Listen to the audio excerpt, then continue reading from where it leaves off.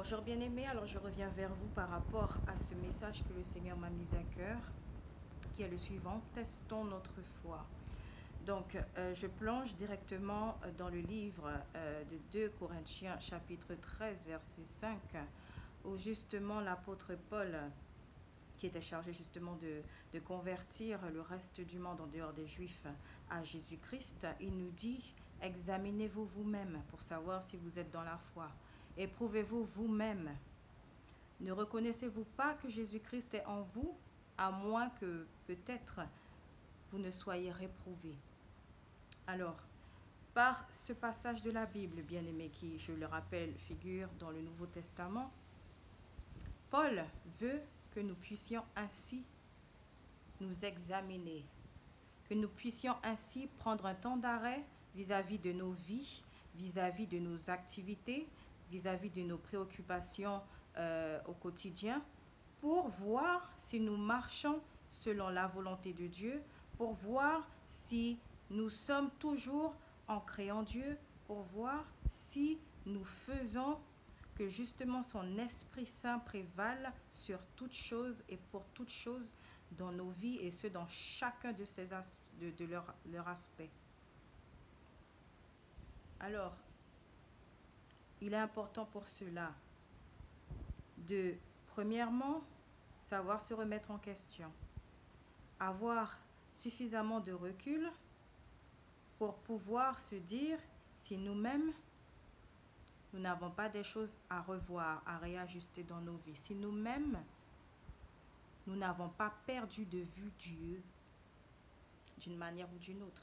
Si nous-mêmes, nous n'avons pas fait des choses de ce monde une priorité au détriment de Dieu, et ainsi veiller à ce que ces choses ne deviennent pas des idoles dans nos vies. Deuxièmement, il faut que nous fassions attention justement à tester également les esprits. Qui dit tester les esprits, c'est-à-dire les personnes environnantes, quelles que soient les circonstances, quelles que soient ces personnes, que nous puissions voir si elles-mêmes, elles sont toujours dans la foi. Parce que si nous le sommes, par exemple, les personnes qui autour de nous ne sont pas, donc qui ne sont pas dans la foi, sont susceptibles ainsi de nous dérouter justement, de faire que nous ne soyons plus dans la foi. Je vais encore le mentionner. Comme le dit la Bible, les mauvaises compagnies corrompent les bonnes mœurs.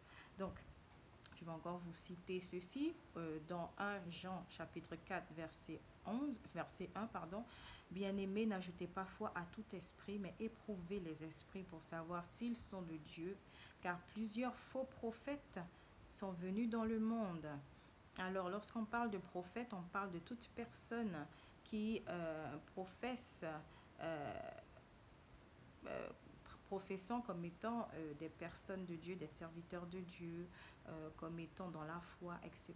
Donc, ça ne s'applique pas uniquement aux chefs d'église, cela ne s'applique pas uniquement aux leaders religieux, mais à toute personne dans votre entourage qui dit être un enfant de Dieu.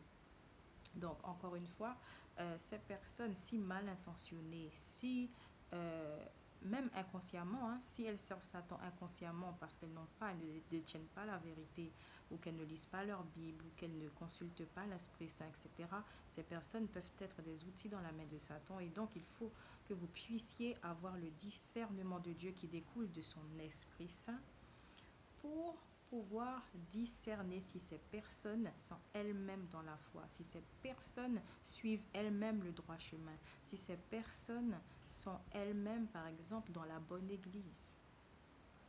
Alors, je vais vous rappeler, bien-aimés, que les églises dénominationnelles ne devraient pas. Une église dite église de Dieu devrait avoir une appellation unificatrice, comme par exemple, je vous donne à tout hasard, l'Assemblée de Christ ou l'Assemblée de Dieu, ou l'église de Christ, ou première église de Christ, par exemple. Et ça ne devrait pas être justement des divisions, comme Église catholique qui a sa propre doctrine et qui vénère les saints, une autre église de témoins de Jéhovah où justement on parle de la prophétie qui dit comme quoi Jésus-Christ reviendra dans telle chose, et puis au final cela ne se produit pas.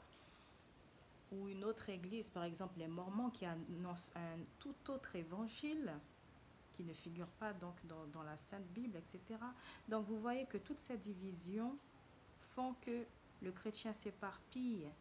Et je le rappelle encore une fois, comme il est écrit, bien aimé, dans les Saintes Écritures, je l'ai mentionné dans la vidéo précédente, qu'un aveugle qui guide un aveugle, ces deux-là tomberont dans une fosse. Et nous savons que la fosse dont il est question, c'est l'enfer. Alors encore une fois, euh, testez votre foi avant toute chose. Voyez si vous-même vous êtes resté dans la foi, si vous n'avez pas été aveuglé par tout ce qu'on vous a enseigné dans la religion euh, à laquelle vous avez été assujetti. Et deuxièmement, vérifiez si les personnes autour de vous sont elles aussi dans la foi. Toujours à faire ceci, et ce au quotidien. Je rementionne encore ce verset qui figure dans Romains chapitre 12 verset 2, donc du Nouveau Testament, qui dit « Renouvelez votre intelligence afin de ne point vous conformer aux commodités de ce monde.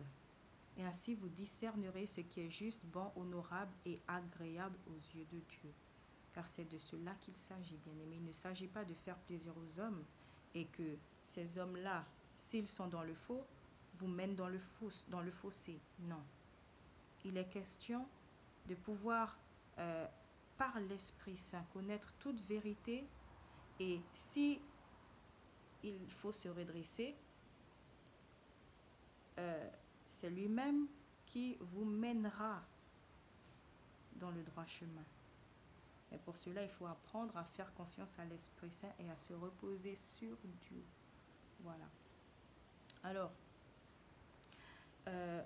il est important aussi dans notre foi que nous puissions nous tester, oui, et de comprendre que ce jugement auquel on fait référence est véritable. Parce que, bien aimé, ce monde dans lequel nous vivons, ce système ainsi mis en place, a tendance à faire oublier aux chrétiens que même si effectivement Christ n'est pas encore de retour, ils ont tendance à oublier qu'il y a le jugement derrière. Donc cette crainte de Dieu n'est pas cultivée. Cette crainte de Dieu où on ne dit pas, qui ne dit pas qu'il ne faille pas vivre ou se faire plaisir, non. Mais cette crainte de Dieu qui dit, eh bien voilà, le jugement arrive, alors il faut que je me mette à carreau, il faut que je revoie toutes choses dans ma vie, il faut que je puisse ainsi passer toutes choses au peigne fin pour voir si je suis en accord avec la volonté de Dieu, pour voir si je suis en accord avec sa parole. Donc je vais vous citer par là ce verset biblique qui figure dans 1 Pierre chapitre 4 verset 17. Car c'est le moment où le jugement va commencer par la maison de Dieu. Or, si c'est par nous qu'il commence, quelle sera la fin de ceux qui n'obéissent pas à l'évangile de Dieu? Donc vous voyez, bien aimé, encore pour faire référence à ceux qui pensent être sauvés en croyant en Christ et que cela suffit. Non, ceci est une fausse doctrine, bien aimé, c'est une doctrine de démon. Parce que vous avez compris qu'il ne suffit pas de croire en Christ, mais il faut aussi obéir à sa parole, il faut aussi suivre ses directives et donc continuer à appliquer les commandements de Dieu dans nos vies. Cela est vital et cela déterminera où nous passerons notre éternité. Donc c'est dès maintenant qu'il faut y songer, c'est dès maintenant qu'il faut revoir les choses, bien aimés, avant qu'il ne soit trop tard. Alors, j'irai ainsi toujours dans 1 Pierre, mais cette fois-ci au chapitre 5, verset 10. Le Dieu de toute grâce qui vous a appelé en Jésus-Christ à sa gloire éternelle, après que vous aurez souffert un peu de temps, vous perfectionnera lui-même, vous affermira, vous fortifiera, vous rendra inébranlable. Alors ceci est un message d'encouragement encore de l'apôtre Pierre, qui dit effectivement que nous, en tant que chrétiens, nous sommes voués à souffrir par toutes sortes d'épreuves, par toutes sortes de tribulations, justement dans le but de nous faire grandir dans la foi et d'arriver à la maturité spirituelle que Dieu notre Père en Christ veut que nous atteignions. C'est cela le but en fait, qui fait que quelles que soient les choses qui pourraient nous parvenir, que par l'expérience, par l'endurance et la persévérance qui se sont ainsi perfectionnés en nous, que tout cela puisse nous servir afin d'être édifiés dans notre esprit et faire mourir les œuvres de la chair, pour que nous, à notre tour, une fois suffisamment confiants, une fois affermis et rendus inébranlables, nous puissions ainsi faire notre prochain en bénéficier. Donc, en grandissant dans la foi, en grandissant spirituellement, en apprenant à discerner la voie de Dieu et à marcher selon l'esprit. Donc c'est ce à quoi Dieu nous appelle, bien-aimés. C'est pourquoi, je le rappelle encore une fois, il est important de faire attention lorsque vous choisissez une église. Il ne faut pas juste suivre en vous disant, voilà, je me sens bien dans cette église, les gens sont conviviaux, etc. Mais encore une fois, bien-aimés, il ne s'agit pas de cela.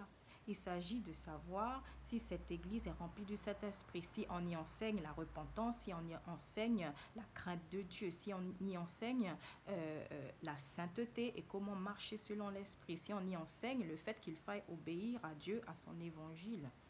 Si tel est le cas, alors je veux bien croire que vous êtes dans la bonne église, parce que Dieu ne nous a jamais interdit de ne pas aller à l'église, mais il faut que nous sachions discerner dans laquelle se recueillir. Si par exemple vous n'avez pas trouvé d'église ou autre, ne vous inquiétez pas.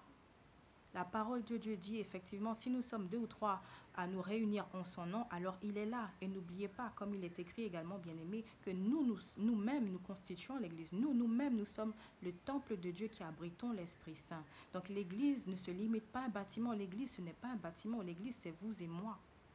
Nous constituons l'église de Christ.